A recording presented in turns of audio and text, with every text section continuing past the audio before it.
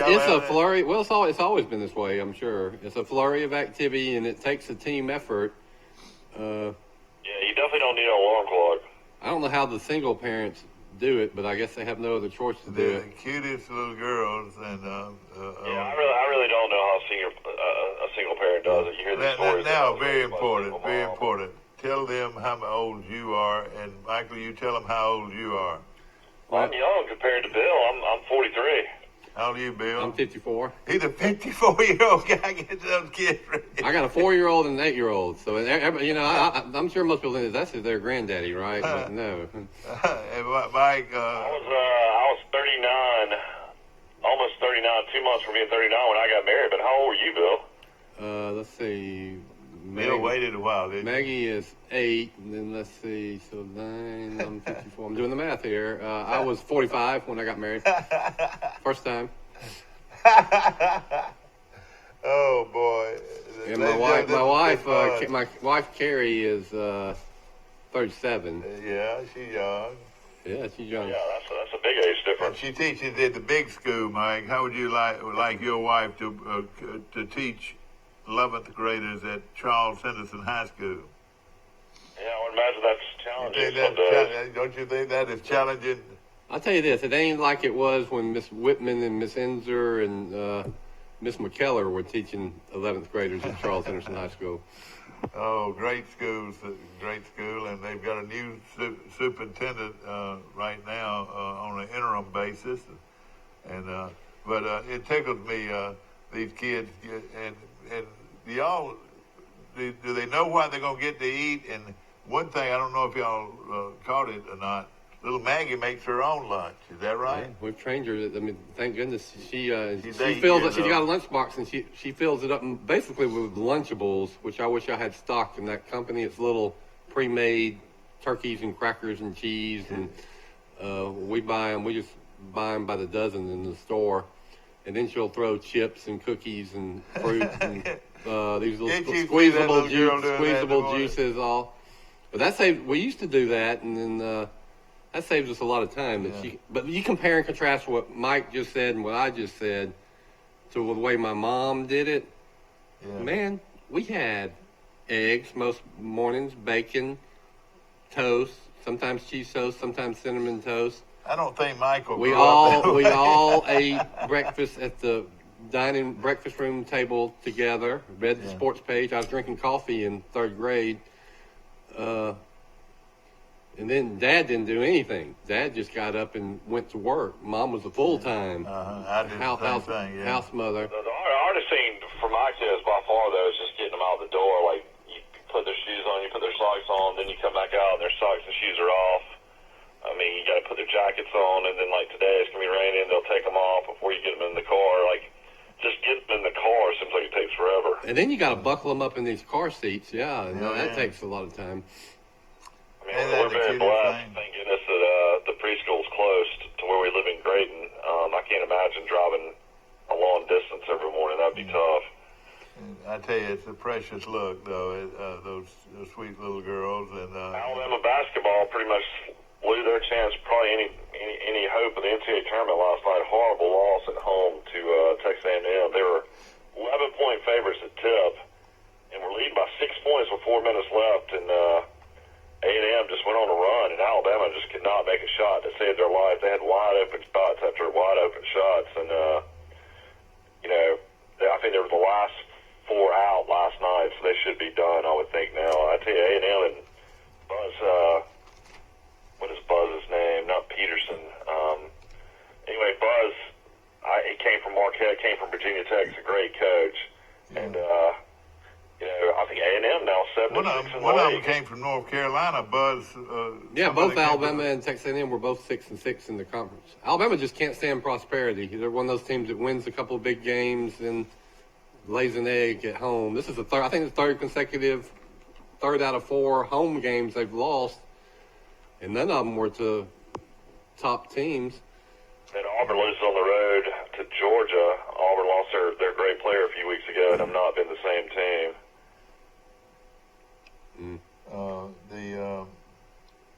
I just kind of tuned out on college basketball. I started going back to the Troy games. I enjoy going to those in person.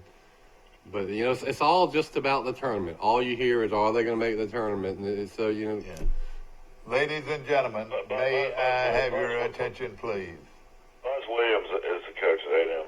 May I have your attention, please? The Pike County Bulldogs are headed to Birmingham, Mike. They did it. The Pike County Bulldogs of Brundage, Alabama, have defeated Dadeville and will head to the Final Four Congratulations. of high school basketball, and that's going to be in Birmingham. What score does it show? The final score was Pike County 51, Dadeville 40, and Pike County is 22-6, and they had beaten your old Pike Road team 77-73 in overtime to get to the final game. And ladies and gentlemen, they've done it, and they've done it with perhaps the best player in the entire tournament is the kid from Pike County. No, I want to go see him. 6'8", and he plays like a guard. He is unreal. And yeah, I saw where he was playing against a kid yesterday that was 6'10".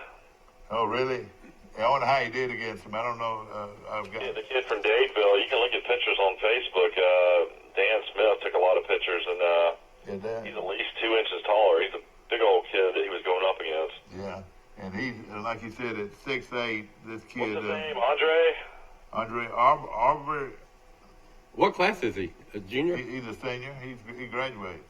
Oh, so he's a senior. I think I'm positive. Well, is he being recruited all over the country? I haven't heard much about it. Dadeville had beaten Providence 41-38 to get to the final game, and these games were played in the Coliseum.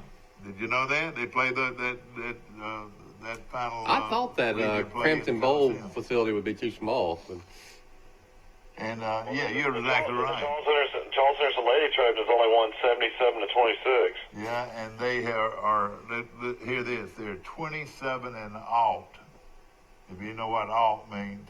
Oh, but remember that's what Morgan Academy was like that in baseball until they ran into the Pike Patriots in the final series. And let me just say this, last year they had the big girl, 6'4", 6'4.5" girl who now plays at Rutgers. This kid that Troy got, Mike, might be a better player. This girl is really, really good. Well, the Moore girl? Yeah, the Moore girl that Troy got. And she's about 6'3", 6'4" herself, and but can run and very agile and can pass the ball off. I mean, let me tell you now, the girl that went to Rutgers is very good. And, Davenport. Well, the Davenport girl, you said point blank was the best shot blocker you'd ever seen. Oh, yeah, that's right. Well, maybe at any level, it's all about timing, Yeah. And she was a great shot blocker. But now everybody's getting ready. We've got 2 teams going to the Final Four, so it's a good reason to go to Birmingham, Mike, spend a night. And we've got Charles Henderson going. Of course, you're not allowed to have cameras from Troy Cable to do any of those games. They'll have them on Alabama High School Athletic Association. Will have some kind of TV coverage. Yeah, we realize that. I would also like to say this, that, and I tell you, this school's awesome. Geneva County of Hartford goes back to the championship. Geneva County in Class 3A, and so they're heading back to the championships. And T.R. Miller, another undefeated team, I think this T.R. Miller team of Bruton, no, excuse me, they were just 26-1, and they're heading back to the tournament. So we'll be giving you more information about that as our show goes on. Well, I want to find out more about this sensation at Pike County High School. Well, they say maybe somebody will call in and see him. Dad called one of his games. You can't remember his name, Dad? Yeah, Aubrey Bernie. Somebody told me that he's kind of erratic, that he'll be great one game and then not as great the next game. Let me just say this. A lot of people like that. I did the Charles Henderson Pike County game, and I came back raving over him.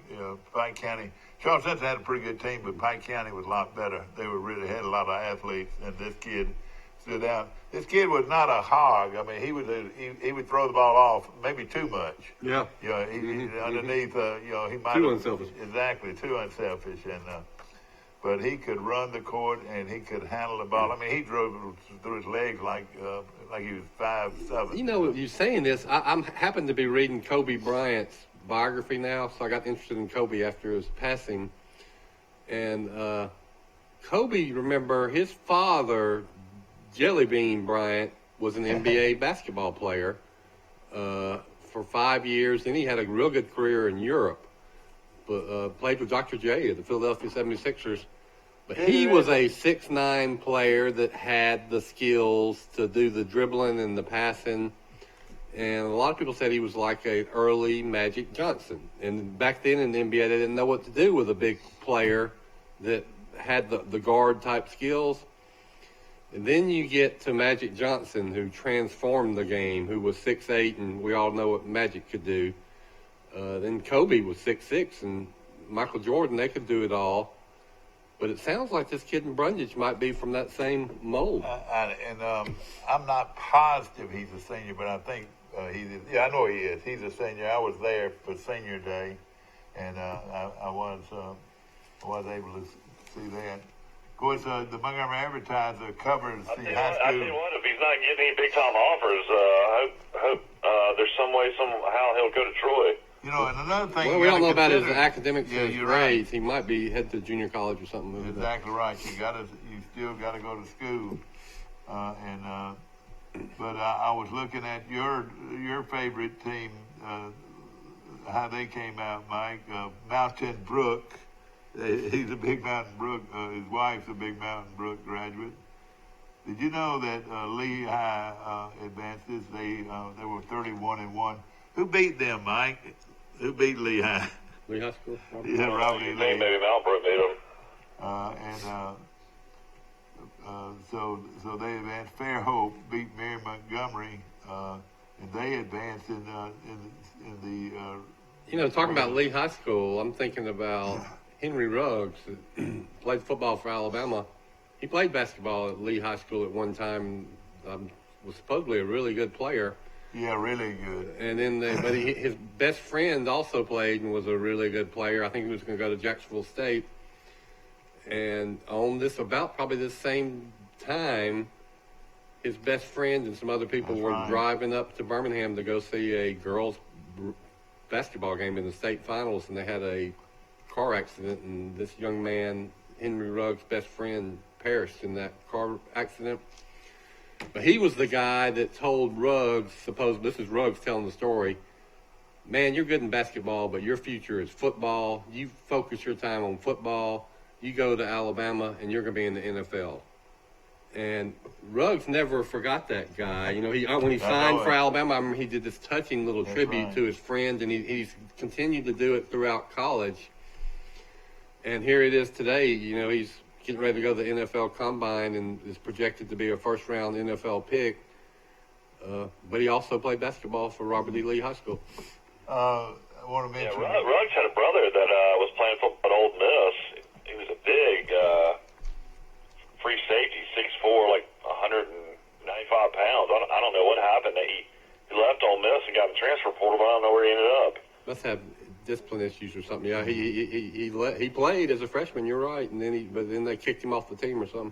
Have you read a story about these former Auburn players getting arrested in Mexico trying to go over the border? It was Quan Bray and Greg Robinson. So Quan Bray had played in the NFL for 3 years. Greg Robinson was the second pick overall in the NFL draft. Was the starting tackle for the Cleveland Browns last year. They got arrested trying to bring over 157 pounds of marijuana. Oh, gosh. To sell into the United States. I mean, these guys have plenty of money, you would think. But they're facing like 20 years in prison. Oh, man, that is something. Amazing. That is something. That reminds me of Shakin' Sherman Williams, remember? Played at Alabama. The U.S. Border Patrol dogs, alerted there was a sports utility vehicle, and they, found 157 pounds of marijuana. Oh, boy. And they're basically in jail right now, and, they can't post bond. So, I mean, Robinson has to be worth several millions of dollars, I would think. Yeah, isn't that a He's in shame? the NFL draft. Well, it's like you remember Sherman Williams that played for Stallings and got drafted by the Cowboys, played a couple years as the Cowboys. I remember Sherman Williams. He was in with the Pro Bowler with all that. Nate Newton was involved in that too. Well, Sherman Williams was a cocaine dealer on the side, and he's turned his life around now, but he served about 8-9 years in prison. Sherman Williams beat Auburn. Do you remember that? He almost single-handedly beat Auburn one time. He was a great player. Mississippi State one time. Yeah, he was a great player, no question about it. I was wanting to go down this. Mike is very familiar with Mountain Brook, but I want Mike to tell the story of Mountain Brook. Why is Mountain Brook so darn good in basketball, Mike? I mean, Bucky McMillan played at Mountain Brook, and then he played college ball at Birmingham Southern under Dwayne Rebo, who was a really good coach Legendary there. coach, yeah. He was really good friends with Don Maestri and Jimmy Tillett, the Sanford coach. They have New Orleans ties, and after that, he got into coaching, and pretty much has built a dynasty through great transfer players out of the Birmingham City schools. He always would get two guys at least to transfer into Mountain Brook, and they've actually been doing it since my wife was in school there. Let me ask you this: another thing about him. Did he not have his teaching certificate or something like that, and he actually was employed as a janitor or something? Is that right? I've never heard that. Maybe I used to hear that story about Joey Jones. Yeah, maybe Joey Jones. Maybe I did get that confused. But yeah, McMillan was an assistant coach at Mountain Brook. Then they gave him the head coaching job, and he runs a very similar style to Nolan Richardson's 40 Minutes from Hell, and the old UCLA press, full court press, and but he really. The key is he always ends up with two kids at least. They're some of the best players in Birmingham. End up somehow transferring into Mountain Brook. And isn't that amazing how they probably move? The Mountain Brook one of the Wofford kid that's starting at LSU, averaging 12 a game. I think he won 2 or 3 state championships with Mountain Brook. He was originally at Shays Valley, and then their leading scorer right now was the leading scorer at Pinson Valley. There's just all kinds of kids that transfer in that want to play for them. And of course, where in Mountain Brook they live, I have no clue. Let me just say this: Mountain Brook is one of the wealthiest towns in America. I mean, they're just filthy rich folks live in Mountain Brook, and they bring these kids in, and they make all Americans in basketball. And getting back to my Kobe Bryant book, it sounds similar to him. He grew up in Italy until he was 13. Then he moved back to his parents' hometown in Philadelphia. But by that time, his daddy had some money, so he didn't go to the inner city schools that his daddy did. He went to the suburbs of Philadelphia, to a suburb that was probably just like Mountain Brook. Yeah. It was 95% white, the school he went to, and played basketball for him. And they made it to the state finals his junior year and won it all his senior year with Kobe. But that was the big thing is, he isn't good because he's playing out there in the suburbs. He ain't playing this good inner city competition. And he didn't graduate. Well, what I'm saying, he didn't go to college. No. This kid from, I don't know about the kid from Brundage. I don't know the whole details, but he might be one that doesn't have to go to college. Well, you can go into the play right away. You can go to Europe or the developmental leagues or. Of course. You remember the kid Malcolm Battles from Charles Henderson that was 6'9", 6'10". Sure. I remember Mark Gottfried and everybody coming and scouting him in high school, but he was the talk of the whole state tournament. He couldn't get in a Division I college, I don't think, and he somehow eventually ended up at Arizona or Arizona State, but he only played for a semester. You remember they had Battles, and then they also had Corey Felix. King. They had Felix. Yeah, Dante Felix was a Frazier. great guard, Fantastic. That team, everybody on that team, 7 deep, was fantastic. And they lost to one of the great teams out of Huntsville. Birmingham. Was it Birmingham? John Carroll. Was it John Carroll? And they played that same style that sounds like Mountain Brook. The Steel Brothers. Yeah, the Steel Brothers. That's right.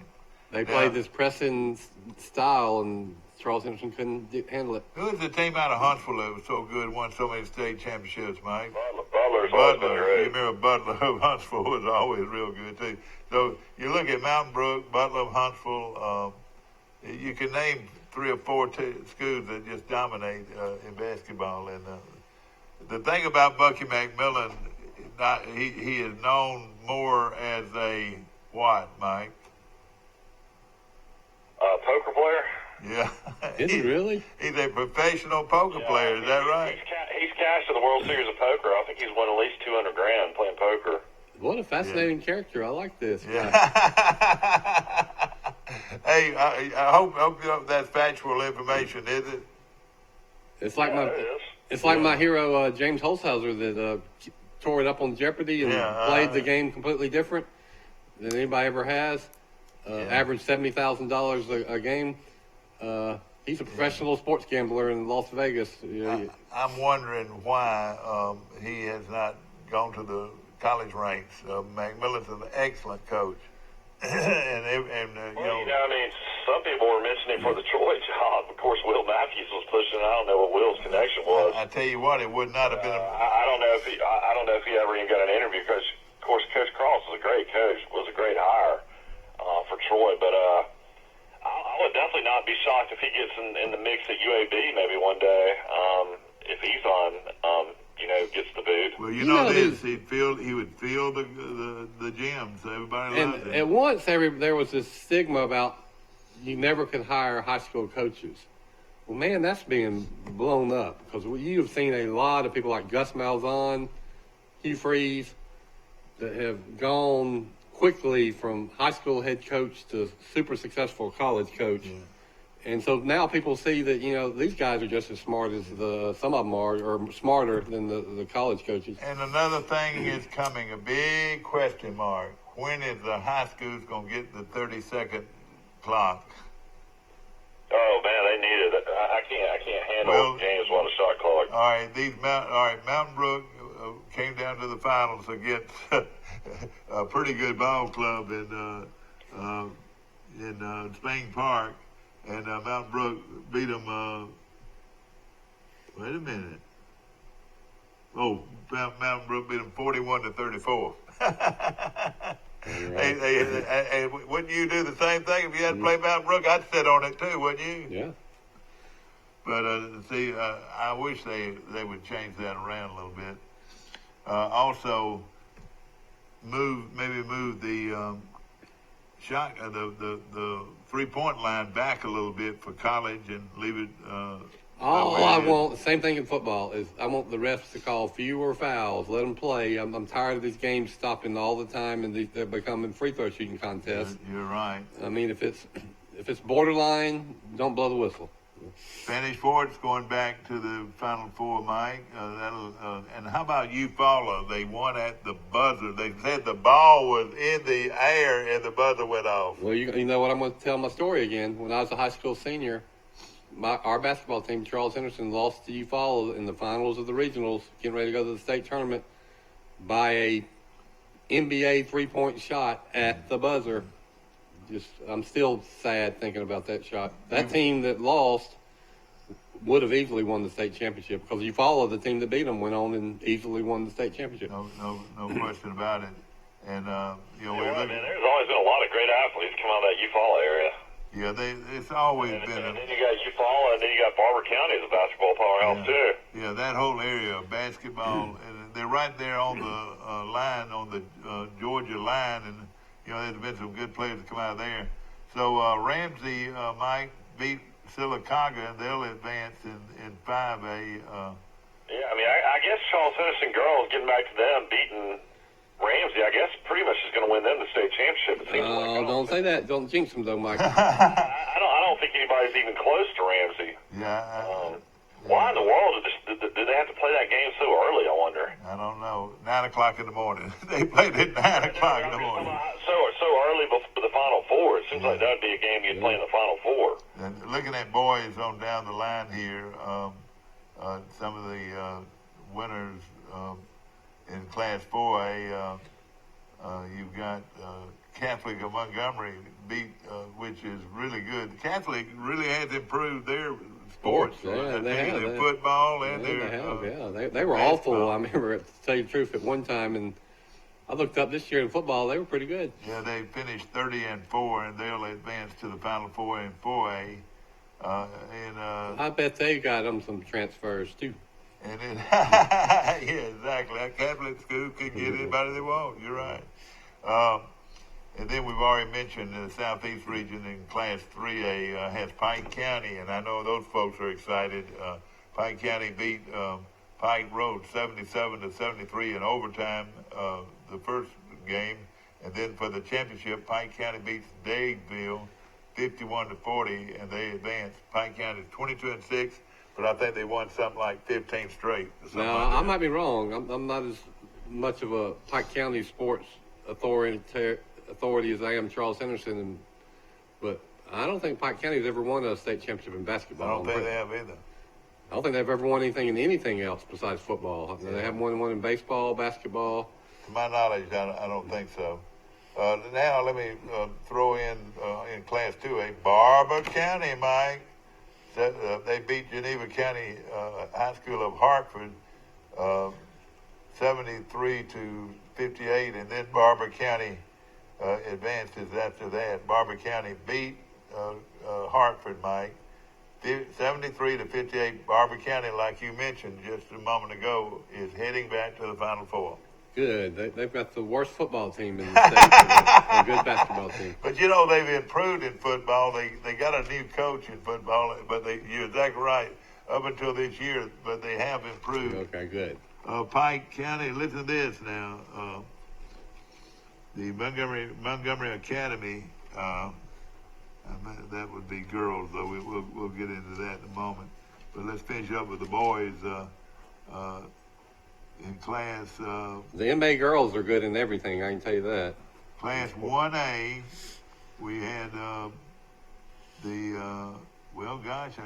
Florella was in the championship, but nobody on this end of it. So those are the only local teams now. Speaking about MA, I lived in Montgomery, and my cousins, my niece went to MA, and my daughter went to kindergarten at MA.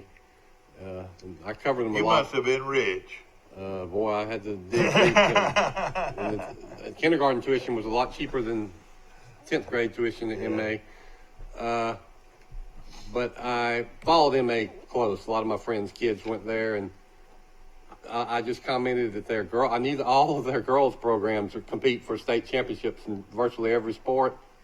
But I always noticed that my friend Wanda Elder from Troy, who was a great track athlete at Troy State and Charles Henderson, she had 3 daughters, and every one of them was the star of about 3 teams at MA. Basketball, especially basketball and volleyball. Exactly right. Now, I think they all played college somewhere. I mean, to go to Montgomery Academy, I think it's $14,000 a year at least. About per student. And think of those people that have 4 kids there. Yeah, no question about it. Looking at the region that Charles Henson's in, of course, we've talked about the Charles Henson girls finishing the season at 27-0, and they're heading now to the championship Final Four in Birmingham, and that's going to be at the Jefferson County Auditorium. Is that right, Mike? I mean, I thought the BJCC was under construction, but I guess they'll play in Birmingham. I don't know if they'll play at the. There's a crossplex over in 5 Points West, closer towards Lake Bessemer area, but I guess maybe the BJCC's. I mean, I guess they can play there. Doesn't UAB have a basketball arena too? Could they play there? Yeah, I mean, Bartow Arena is really nice. It holds 10,000. That'd be more than enough. Yeah, that would be plenty. You're right. I guess we need to find out where they're going to be playing. I don't know if somebody can call from the cable and ask the Alabama High School Athletic Association, but I thought that BJCC was under construction, but maybe I'm wrong. Yeah. The other Charles Henderson will play. They advance to play in the Final Four, and they beat Sylacauga 76-22. They're playing pretty good defense. Only by 54 points. Yeah, and they don't miss free throws either. They really do hit free throws. Other teams that have advanced, Madison Academy, of course, we know about them. They beat West Point, and Madison Academy 30-4. Their girls are in the same Final Four that Charles Simpson's in, and also Center Point out of Birmingham beat Boys 36-32, and they'll be advancing to the Final Four. Center Point will. So it is. I'm thinking about the BJCC and all Shelby County, Charles Henderson, Madison Academy, and the final game would be Center Point. So Madison Academy might scare me. I mean, I wouldn't be surprised if they have a good team. Does they have their record? They do have a pretty good team, but you're exactly right. I don't know if they can compare with Charles Henderson. But they might have some of these transfers that we've been talking about. And it's kind of a they get anybody they want, can't they? You're right. Let's see, the Madison Academy beat West Point 69-54. And Madison County is 30-4. Charles Henderson is 27-0. So we don't know the difference between girls basketball in North Alabama and South Alabama. I'm gonna guess, and again, I'm gonna guess that the Southwest will play the Southeast, and the Northwest will play the Northeast, and then the winner will win the championship. I bet you have been to a lot of high school basketball playoff games at BJCC. I've been to several. I remember Goshen had a great team one time, and they got beat by the kid from Ashland that played at Auburn. Oh, Weems. yeah, I remember him. You're right. And then Weems. and he was all that in high school. He about single-handedly beat Goshen, which was really. Jim Jackson at Bill Jackson Chevrolet played on that same team with Weems, I think. Isn't that right? And they won the. No, Weems was a lot younger than Bill. Okay. And then Charles Henderson, we talked about that great team they had that got destroyed by John Carroll and their pressing style. But that's some of the. And then I remember some great SEC championship games in Birmingham and some regional NCAA tournaments they've had there. When I think of BJCC, I think about some of the great concerts I have seen there. The best concerts I've ever seen in my life when I was in college at Alabama were in BJCC, Bruce Springsteen and Billy Joel. Uh-huh. Now my question is, you don't have the big concerts at BJCC, I don't think, that you used to. All right, I've got the breakdown. It says it's going to be a Legacy Arena. All right, no, it says at Birmingham Jefferson Civic Center. The Legacy Arena is BJCC. Okay, all right, yeah, they will play there. And here it is right here. In Class 5A, the Charles Henderson High School Trojans of Troy. And they played Madison Academy in the first round. So Charles Henderson 27-0, Madison Academy 30-4.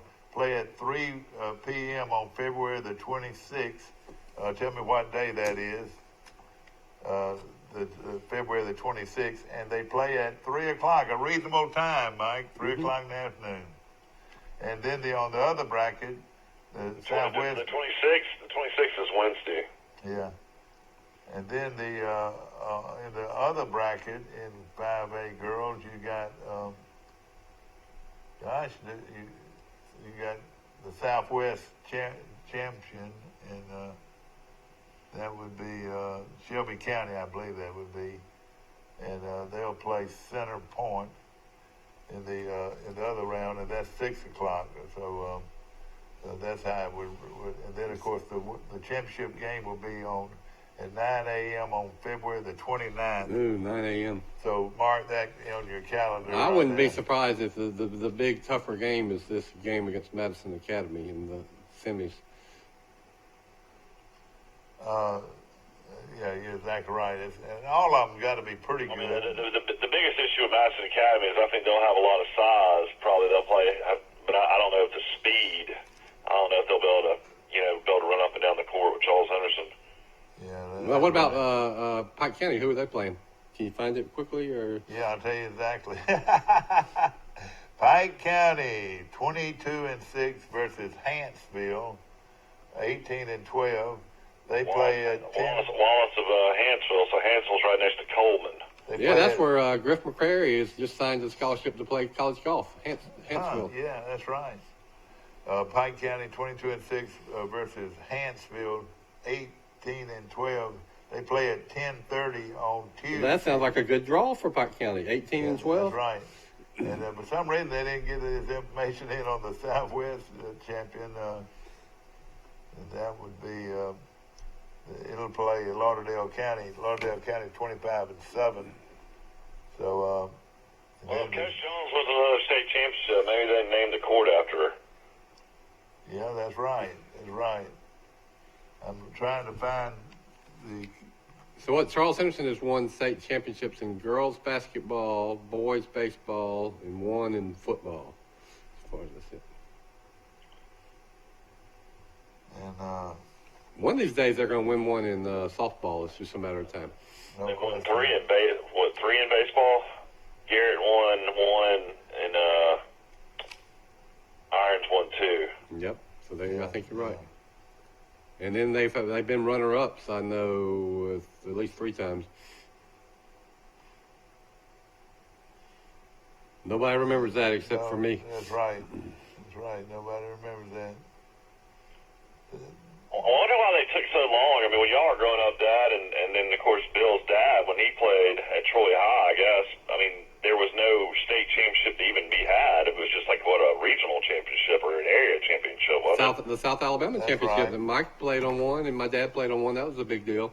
I mean, I understand. I mean, once you won the South Alabama championship, why didn't you play for the state championship against the other, I guess, like, northern teams and western teams and eastern teams? That is strange. Well, why couldn't they have a playoff in 1958 or 64? It's weird. They didn't have them though. No question about it. And, I mean, so basically you played your regular season and then you played one game for the championship? No, that was just the regular season, and somehow they crowned you the champion just based on the regular season. So that was still just 10 games. There was no extra game to be played. Yeah, my dad's senior year when they were South Alabama Conference champs, they were 8-2. They lost to one of the big Montgomery schools barely, and maybe Enterprise by a point or something like that. I think I can give you the information that we've been looking for. Pike County is going to play the winner of the of Lauderdale County. Let's see. I'm still having a look now. Bless your heart. Here we go. I got it now. Pike County plays Hansville, and Lauderdale County will play the team. This is unusual. St. Michael. Never heard of them. Y'all familiar with them? No. Sure is a Catholic school. A 3A school, and I'm thinking that's who they play. That's right. Well, I think that Pike County might have a chance here. It seems like Pike County has played a tough schedule. That ought to prepare them, right? Yeah, they play a lot of bigger teams. Yeah, and I've never heard of St. Michael before, and evidently they didn't get the scores in from the Southwest Southwest region, but we're trying to give you the information that. At least we got the first game. To go to the game, you're right. So we know Charles Henderson girls will play on February the 26th at 3:00, and the Pike County Bulldogs will play for their first round on Tuesday at 1:30. So against the team from there, Coleman. Yeah. Yes, exactly right. Hansville, Alabama. We're going to take a short break. We'll be right back.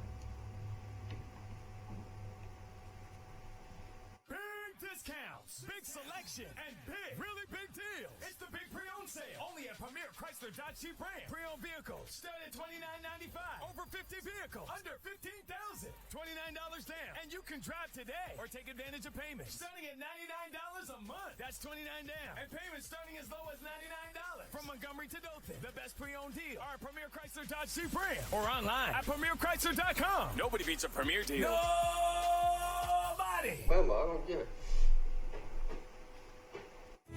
A personal touch, a high level of trust. Whether it's checking and savings accounts, personal or business loans, or our local friendly service. That's what Troy Bank and Trust customers expect. But now we offer more. Free identity theft protection for our new and existing customers, protecting your family's time, money, and good name from identity theft. Because protecting your identity is now a big part of our identity. At the Piggly Wiggly, we proudly support our local farmers and bring you the best they have to offer, all at cost plus 10%. When you shop local, you reinvest in your community. Remember, buy local, shop local. Piggly Wiggly, local since forever. Trojan Auto Parts of Troy, home of Napa Know-How. Stop by and see owners Mike and Melissa Kilcrease and their Napa Know-How team with over 100 years of combined experience. We're the only locally owned parts store in Pike County, and we're fully stocked and ready to serve you.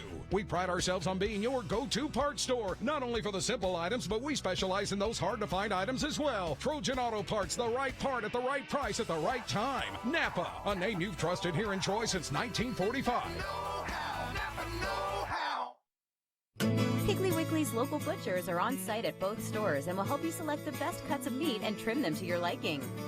Our USDA Choice beef is the most consistently tender, juicy, and flavorful beef you can buy, all at cost plus 10%.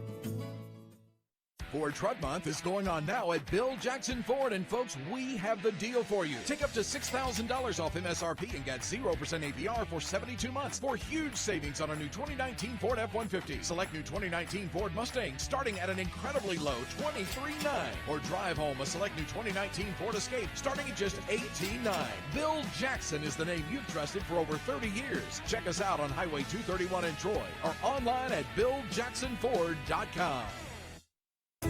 A personal touch, a high level of trust.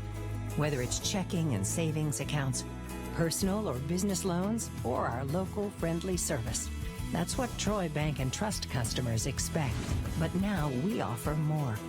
Free identity theft protection for our new and existing customers, protecting your family's time, money, and good name from identity theft. Because protecting your identity is now a big part of our identity. Troy Cable Security Wi-Fi doorbell camera allows you to answer the door from your smartphone when you are at home, at work, or on the go. When a visitor presses the button, Troy Cable Security sends a live video feed to your smartphone so you can see, hear, and speak to the person at your door. With the doorbell camera, you can have your porch light turn on automatically when it detects motion at night to create the appearance that someone is at home. You can view video clips so you can always know who stopped by when you are out. Troy Cable Security. You love them, protect them.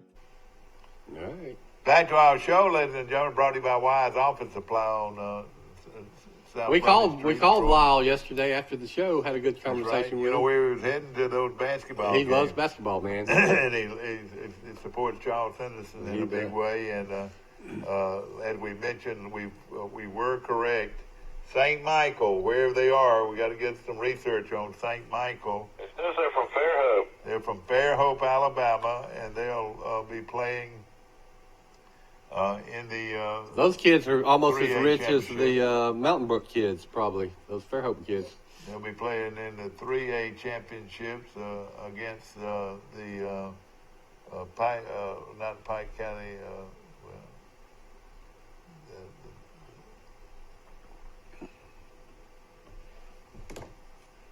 All right, Pike County playing Hansville, and then you're right. St. Michael is playing Lauderdale County, and that is in the Class 3A boys, and they start playing on Tuesday, and their championship game will be on Saturday. So all the championship games look like they're gonna be on Saturday. That we're interested in. So that would be, yeah, exactly. And then, of course, the Charles Henderson girls, we've given you that information.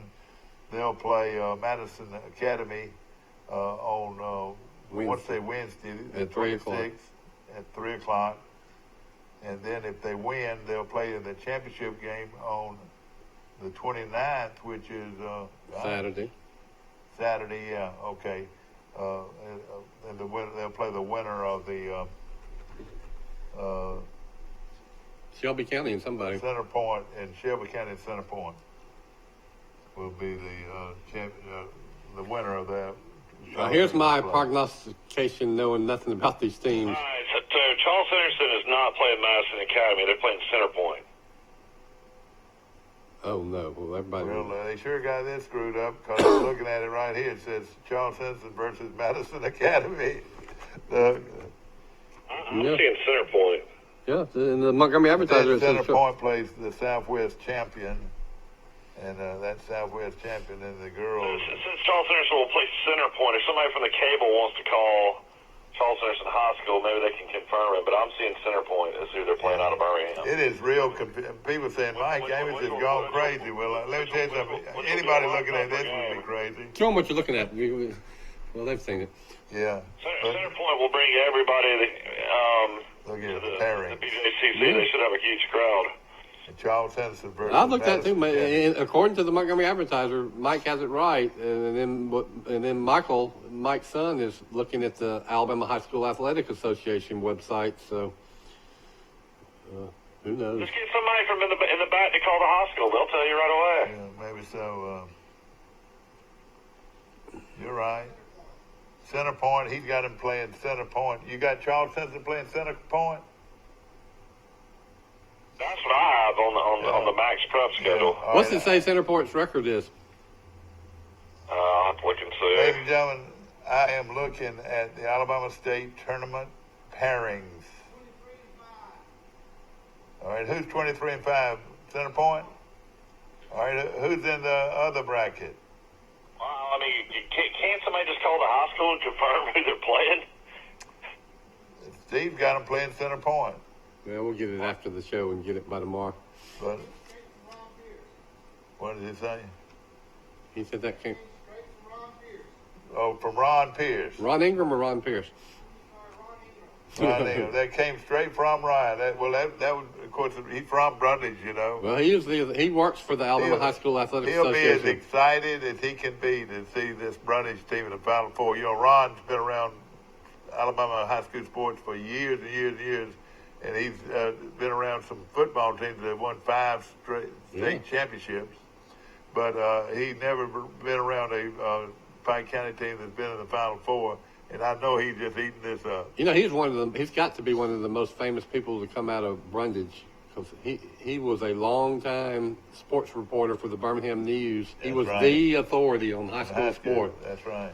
So he got the perfect job, and he was smart to get away from the Birmingham News, which was just gone completely downhill. And what I'm looking at, I'm went looking to work at for the Montgomery AHSA. Advertiser, and they're pretty good at this, Montgomery Advertiser.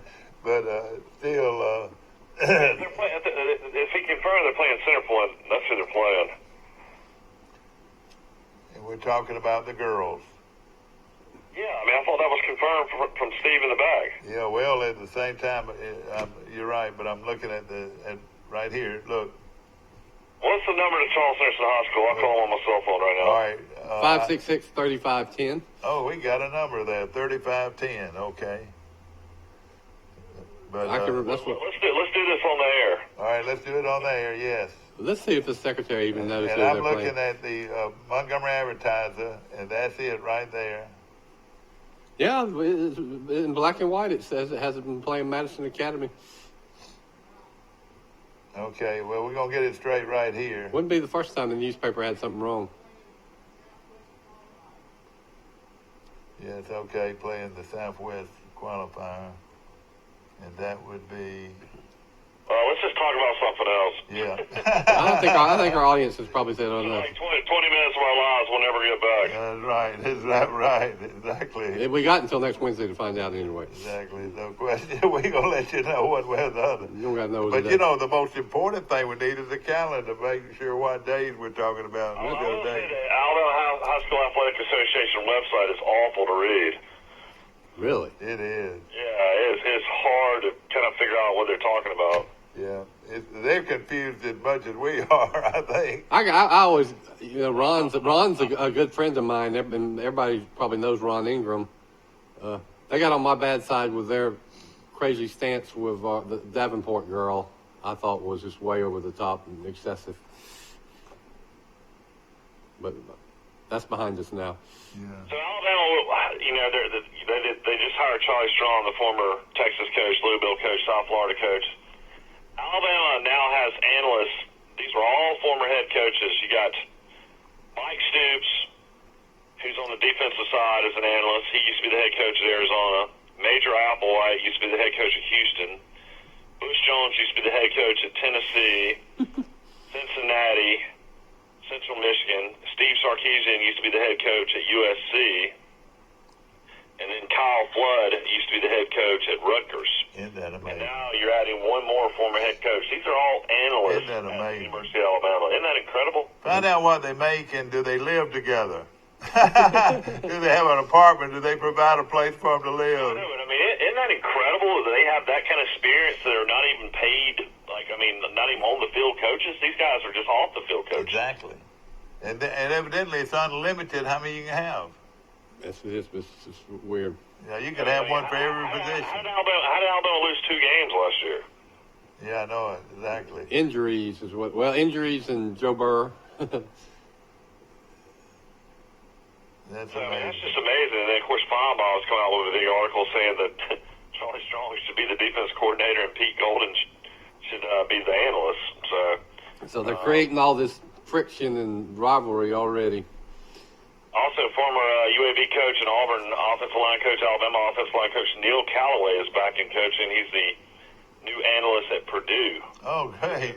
I like Neil.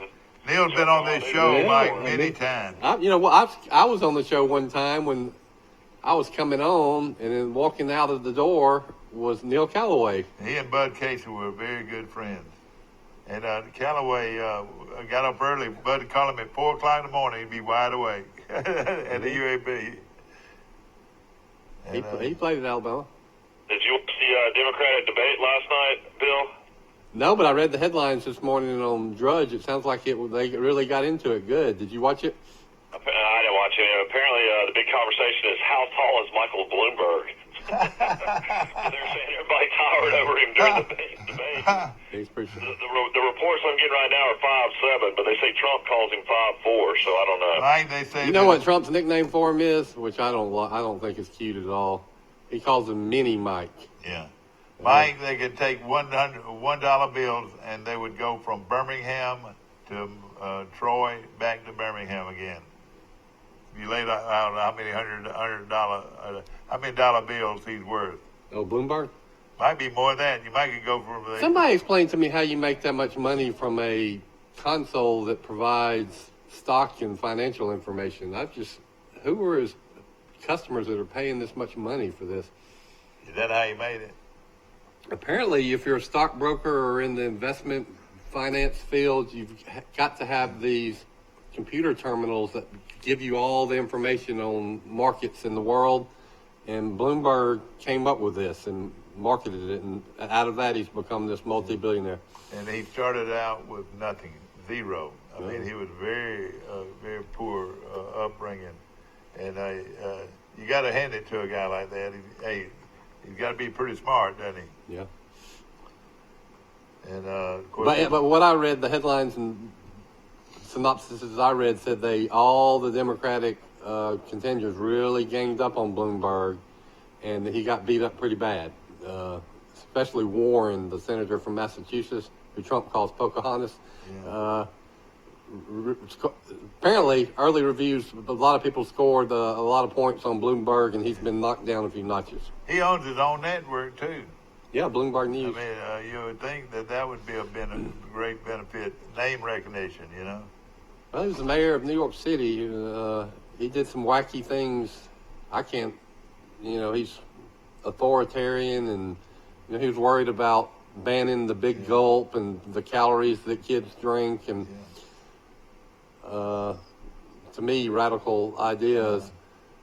I would think, though, he's probably the best candidate out there because he's got money. It's unlimited how much money he's got. But until he starts filling up these stadiums like Donald Trump did and these rallies like Bernie Sanders is, I don't take him seriously.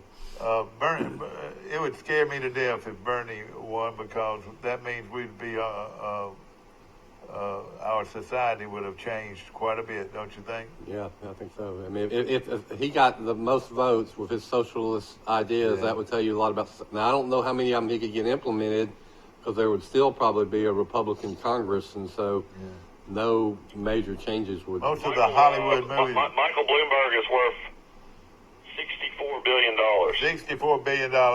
Now take those make it $1 bills and see how long it would take you to how far you could go.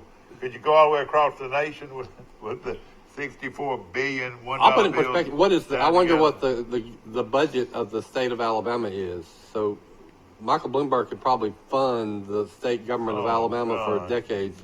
Do it every year for Bloomberg years. is 78 years old, and his education is Harvard Business School. Yeah, well, so he did go to Harvard before he made all his money. Is that right?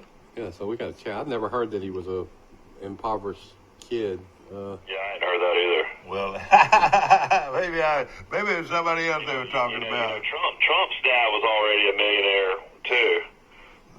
Yeah, a billionaire. Trump's worth how much, Mike? $9 billion. Well, we don't know. He won't. Trump's more like around, I think, 6 or 7 billion. That's what they say. You know, everybody used to think Epstein was a billionaire, and then they finally looked into it and said, no, he ain't a billionaire. Trump, you know, he won't release his tax records, so you really don't know what he's worth. Yeah. A lot. He's worth more than me and you, I'd say. All I know is all these people are really old that are running for office. Isn't that something? How old is Biden's got to be about that age? I think Biden's around 76, 77, yeah. Trump is how old? Trump is, I think, 72. Bernie Sanders is old as heck. Everybody up there. Pelosi, Richard Shelby Will just told us is 86 or something like that. I'll tell you, these politicians will go until they are in 6 feet under. How old is Romney? He's old. No, he's done. But he's old. He might be done in the Republican Party, but he might not be done in the Democratic Party. Hillary is old, and she wants to be Bloomberg's vice president nominee, some people are saying. Donald Trump is 73, Bernie Sanders is 78, Joe Biden 77. There you go. Donald Trump, by the way, is 6'3". Trump is 6'3". His hair, though, if you include his hair, how tall is he? Like 6'4". Yeah, he's probably the tallest president since Abe Lincoln. He is tall. He could go on the Atkins diet. I'll say that about him. Why, you think so? I was looking at him. I mean, now he's fighting with his attorney general Barr. Oh boy! Like he did with Sessions before. And I was looking at both of them on the news last night, and I said, "Gosh, they both need to go on the Oprah diet or the Atkins, the Marie Osmond diet." They say all Trump does is eat fast food. Can you imagine, like the Secret Service people that have to go in these fast food restaurants and watch these people make his food? Now I'm saying that I probably weigh more than Trump, so I could, but yeah, Trump went to the Wharton School of the University of Pennsylvania. Okay, that is a very prestigious business school. No question about it. Well, and he made his living with slot machines. Is that right? He's been up and down. I mean, he's declared bankruptcy, and then it depends on how the market goes, and then he makes a deal, and then he bounces back great, like a lot of business people do. But I think he got burned on his casinos in Atlantic City, because Atlantic City went bust, the whole town, and he had invested heavily in casinos in Atlantic City. Well, I was in Vegas the other day, and I was in the Uber heading, riding around to different places, and I saw the big Trump Tower in Vegas. Oh, he's got one in Vegas? Oh, yeah. Yeah. Were there a lot of people in Vegas? Was there a lot of people? Yeah, you see a lot of people gambling? Yeah, it was still a lot of people. It was pretty packed as always. And you said you got one mixed drink that was how much? Wait a minute, my son doesn't drink. $29 at Caesar's Palace. Did you pay that? I hope you didn't pay that. I did, because you ought to be ashamed of yourself, son. It was like think of all the poor people in this world. It was like the size of a big gulp cup. A big what? Big gulp. Oh, was it? Which Bloomberg banned in New York City. You wanted a drink awfully bad, son. I'm ashamed of you. You're going out to over 1 billion people telling them that you paid $29 for a drink. Well, they Graham Morrison was going to play 2 hours, and I figured if I got that, my wife won, I wouldn't have to get up during the show, and I didn't. You know, it's like I think it's Mike Senior that said that they got you when you're in these concerts or something. You do when you go. That's right. When you want to go see a concert and you want to have a beer Make or sure a you drink. go to the bathroom before you go in. I mean, too, The amazing thing about it is, like, that was just the Coliseum at Caesar's Palace, and that venue there was 4,500 people could get just to the venue at Caesar's Palace. I've been to many shows at the Montgomery Performing Arts Center, which I'm sure a lot of people have too. And same thing, you know, you better get your drink while you can, and if it's triple the price you want, you're probably going to pay it. Yeah, that was an expensive night to say the least. Those tickets after taxes were like $190 each. Oh boy, how long was the show? You're looking at almost $400. How long was the show? 2 hours. You know, y'all have heard me talk about my theme that and those weren't even great seats. I mean, well, there were great seats. There was like 4 different tiers in the Coliseum, but I mean, if I would have been sitting on the front row, I've been paying like $500 a piece. Everybody can Google Bill Rice, the American Conservative, Shrinkflation, and find one of my favorite articles I've written that's on my theory about how inflation is really higher than the government tells us it is. And, you know, then the shrinkflation is one way that businesses deal with that, shrinking their products and charging the same thing for them. But I read a story recently about how bad the TV ratings were for the Oscar ceremony, the Academy Award ceremony. And I made a post on one of my sites. I said, well, I know what that is. People ain't watching the Oscars because they don't care about the movies as much. The reason they don't care about the movies as much is they ain't going to the movies like they used to. And the reason they ain't going to the movies like they used to is because they're too dang expensive. The popcorn, the Coke, and the tickets, you add it up, get a babysitter,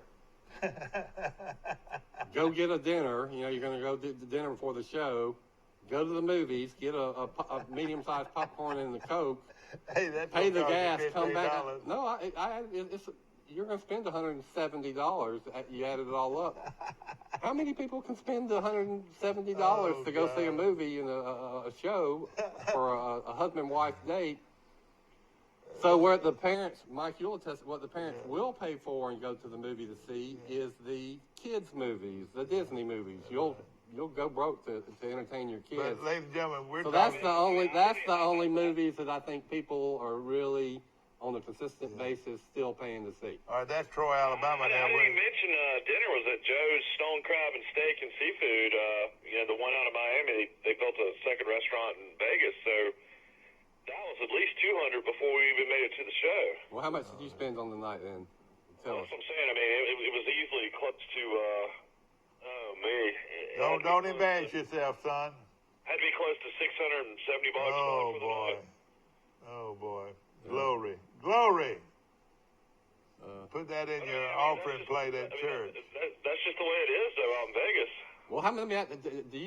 Did my little diatribe there ring true? How often do you and your wife go see an adult movie at the movie theater? We don't go to movies.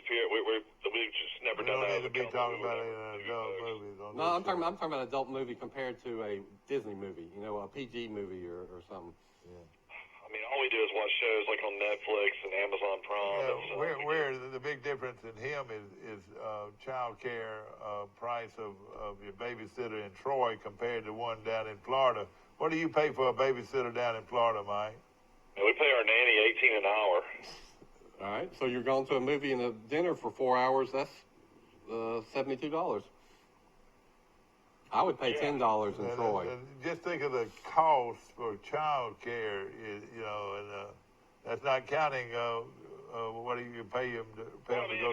Say you go to dinner and you have your babysitter and you're out for 5 hours or something like that. I mean, that's close to right under $100, and then your dinner might be $150. Yeah, I mean, it's Mike, can I? Would you pay me to take care of your kids? I'd be glad to. I don't know if you can handle my kids. But I'm going to charge $20 an hour. And I tell you, the people that can do this are people that have grandmama and grandfather in town and can get free child care. Yeah, my mother-in-law is coming down from Mountain Brook today, and she'll be helping out. we've got a busy week. My wife and I have the Alice Beach Wine Festival, 38 Wine Festival. It started last night, and we're gonna have a busy weekend down here, to say the least. What is the name of your company, Mike? Tobacco Wine Company. Tobacco. How do you spell that? DIBACCO. Tobacco Wine Company. Hey, I read a headline, Mike, that says that wine costs are coming down. Is that true? Well, they're coming down, but then you're dealing with the tariffs. So we're dealing with the French tariffs. Tariffs, not terrorists, but tariffs. Yeah. Yeah, so we're dealing with that right now. The cost of bottles are going up a little bit, but yeah, I mean, it's just so much out there. It's incredible. I mean, I was working for RNDC out of New Orleans, and I was in the spirits business, and it's just so many more wines out there than spirits. So supply and demand, because the supply is so much greater. Wine is a yuppie drink. Is that right? Well, yeah, it is in a lot of ways. But I mean, you got people that drink $6 bottles. You got people that drink $500 bottles. Yeah. It just depends on All right, now at a wine tasting, how does it work? Explain how it works. I mean, basically, I'll just go in and we'll sample different wines. We'll have a Pinot Noir, we'll have a Cab, Cabernet, we'll have a Sauvignon Blanc, we'll have a Rosé, and then like if somebody's into bubbles, we'll have some kind of champagne or some kind of brut. That bubbles drink that I had when I was down there was pretty good. The one you like is a Prosecco, which is Italian. Yeah, it's really good. Yeah. Yeah. Well, hey, listen, Rice he's into wine. He trades wine bottles. Do you run into that? And then you got French Chardonnays, you got Italian Chardonnays, you got California Chardonnays. People want wines from Sonoma, or they want wines from Napa. Yeah. And then Pinot Noirs are real popular in Oregon. Napa is your California wine, isn't it? Around San Francisco, isn't it? Yeah, that's Napa and Sonoma. I've been to those breweries before. You mentioned Oregon. Let me say something, and you get back to your story. Read a headline the other day. I'm thinking about Scott that works here at Troy Cable. He's from Oregon, and the story said that there's a section of Oregon that wants to succeed from the state of Oregon and join the state of Idaho. So they must not like the liberal government there in Oregon. Okay, back to wines.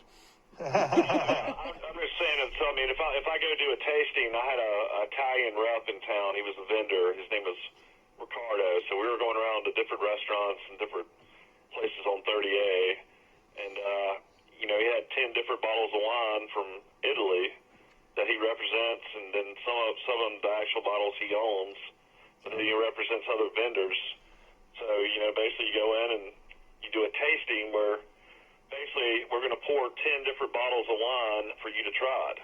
And then, of course, we have paperwork and all the information of, what kind of berries and where it's from. And, he kind of tells the history about how it was made and stuff like that. It's real interesting stuff. Let me ask you this. Where do the best wines come from, Italy or France? Or California? Well, it's all about your taste, I guess.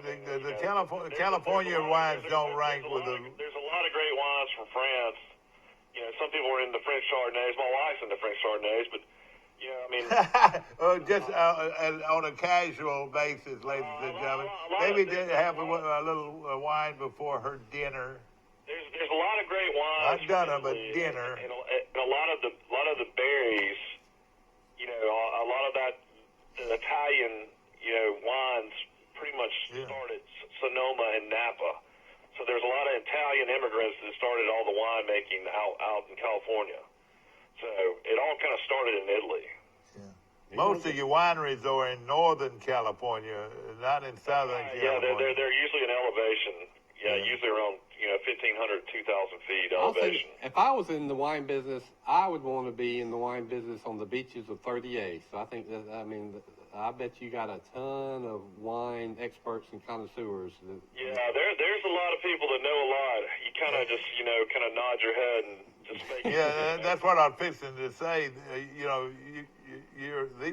are gurus. You're just old salesmen. They call them somms. Yeah, that's what an expert in wine. That's what they call a somm. I mean, it's like a club, isn't it? It's like a gathering. The funny thing is, they could taste literally 2 sips of a wine, and basically tell you like every single thing that's in it. It's pretty incredible. Yeah, amazing. All right, now, I'm like, taking. They can tell, like, the fruit, like if there's like a hint of pepper, and there's like, they talk about the nose, and they turn and tilt the glass to see the coloring, and I mean, there's all kinds of stuff they're looking for. It's really a fascinating. Yeah. I mean, well, all right, now. For a guy like me, I was kind of more of the spirit side of things. I knew a lot about bourbons and stuff like that. The wine business is really pretty amazing. How much people get into it is pretty crazy. All right, they take the sip and they put it in the bottom of their tongue. I think that's why they do. And how long do they leave it, Mike, before they swallow the wine? I mean, it's amazing. Have you ever seen one hold it for a minute or two sometimes? Yeah, I mean, some people do it longer than others, and then some people, you can kind of tell if they like the wine or not, because, you have it's not like a spit cup, it's like a bucket that you basically pour They it do. into. They don't swallow it. They spit it out. Some people do, and some people just pour it into the bucket. Yeah. I living in Montgomery so long, I went to a fair amount of fundraisers because I wrote about them for the Montgomery Independent, and there are two ladies that are real active, great philanthropic people in Montgomery that have every year they have a auction, but it's really a wine auction at Wind Lakes. And they have one of these auction people professionals that comes in from somewhere else and does the auctions. And they'd have all these lots of wines, and sometimes, you could go to where the vineyard was, and they'd have all the details on the screen. And I was amazed at the money that people would pay for these different types of wines and wine trips, wine tasting trips. Yeah, so even in Montgomery, it's with a lot of people, it's huge. It's big. Now, like you said, your salesman can be intimidated by the buyer because and the buyer probably tries to trick them into things, don't they? The buyer that's real knowledgeable and said, well, this has this in it, and you're trying to say it's got that in it, or whatever. Yeah, I mean, a lot of it also it comes down to where you're tasting. Certain restaurants they can buy your high-end bottles, and then certain restaurants, are looking for a lower price point. It's all about the margins too. I mean, that's the thing. Like, I mean, you would be shocked. Like, if you buy one glass of a particular kind of wine at a restaurant, usually that's going to be marked up to probably $12, maybe $14, maybe $16. But in some cases, that one glass pays for the bottle. Yeah. I bet one of your best customers is what is it? Cafe 30A, the lady from Montgomery that had Cat and Harry's. Yeah. Harriet is one of our big customers. That's right. And I would think her clientele would be big wine drinkers. Yeah.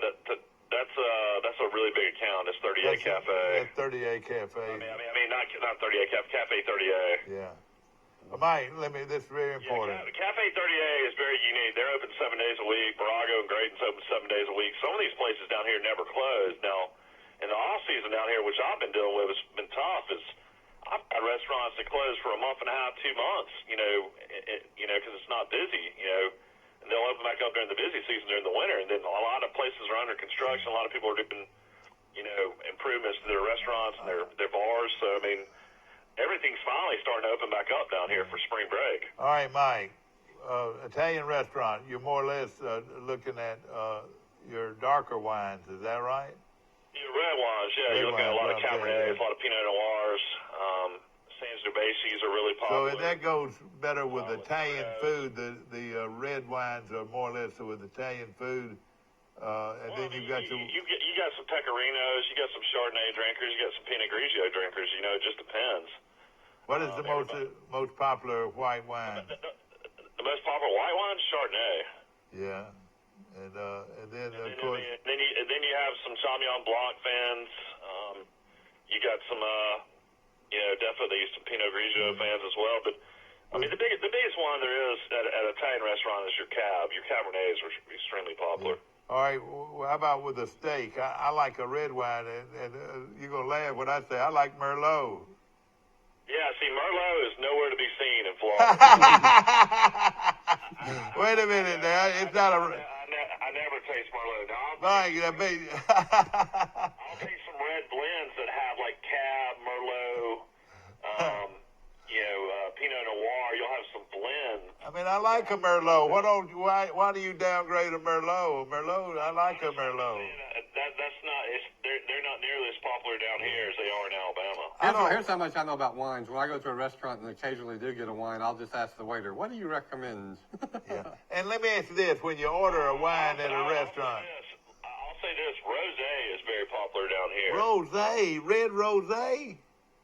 Yeah, rosé wines are really popular. Golly, I drank that years and years ago, Mike. Well, I'm thinking of the Billy Joel, my favorite singer's song, "Scenes from an Italian Restaurant." It goes, "A bottle of red, a bottle of white. It all depends upon your appetite." Hey, let me ask you this. Let me ask you a personal question. When you order a glass of wine, why they give you just a fourth of a cup? That's just three swallows, Mike. Is that? You just got to get to know the bartenders. I'm known for sitting in bars. My wife and I sit in bars because, in my line of work in sales all these years, all I did was sit at bars and restaurants, and that's where I like to sit. All right, but let me ask this: why don't they give you a decent? Once you get to know the bartenders and you tip them well, and you have good conversation, and especially in my line of work, I get heavy pours. A bottle of a real good wine, the way they give you just a quarter of a glass every time you get ask for another glass. Why is that? How long? That means that one bottle will make you a bunch of money, won't it? Yeah, I mean, that's what I just mentioned. That's like literally that one glass will pay for the bottle. Yeah. Normally, what is a reasonable price on a red or white wine? Well, I mean, it just depends on. It's all kinds of price points, but I mean, the majority of the restaurants down here, they're going to be paying at least $10. Will be their price, and then what kind of markup they put on is up to them. So at dinner, you order. Is it cheaper to order? This is pretty good information. Very good. Let me just say this: is it cheaper to buy the bottle or pay for it by the glass? It's cheaper to buy the bottle. So really, when you have dinner at an Italian restaurant, go ahead and get the bottle. You want to go ahead and get the bottle. Is that right? The thing is, when it's all said and done, I would say that it's one of those things that definitely I'm in the business, so I know how it works. But it really depends on what they buy the case for. See, if you buy the case wholesale prices, like if you buy one case, it's going to cost you more. But if you buy 3 to 5 cases, your price is going to be a lot cheaper. Yeah, I got you. On each bottle. What I've always heard. It's all about margins and how. Usually, it's a 30% markup from what they're getting it for. And I've always heard that restaurants make all their profit on drinks. Well, not all of it, but. Call you back, Owens. Let me call you back. I'm all there. They basically come out even on food. It's all on their bar and cocktails, yeah. So they want customers that are going to come and order that wine and order those mixed drinks. And quickly, let me ask you this question: which is the most expensive glass of wine, a white wine or a red wine? Usually, definitely red. Definitely red. Oh boy. Yeah, we have some Cabs Del Dado out of Napa in California. We have bottles that are over $400, $500 bottles. Oh gosh, do you ever have customers that will pay that kind of money? There's customers in Rosemary Beach and Watercolor and Seaside at different bottle shops that pay $1,200 for a bottle. No way! Don't do it to me. I've heard of people this spending is good conversation. $50,000. It's an investment. Certain bottles of wine, right? It's gonna. Yeah, well, it's also these guys are multimillionaires. There's a lot of multimillionaires on 30A. Somebody that's nothing to them. We might continue this discussion tomorrow. This is good information. My big conversation is Charles Anderson definitely going to play center point. Did we ever get that information from the high school? To be continued. We're going to put 60 minutes on this. Yeah, story. I've got it. I got to get these girls to school. Take care. All right, have a good one. Hope you have a great day. We'll have that bracket for you tomorrow.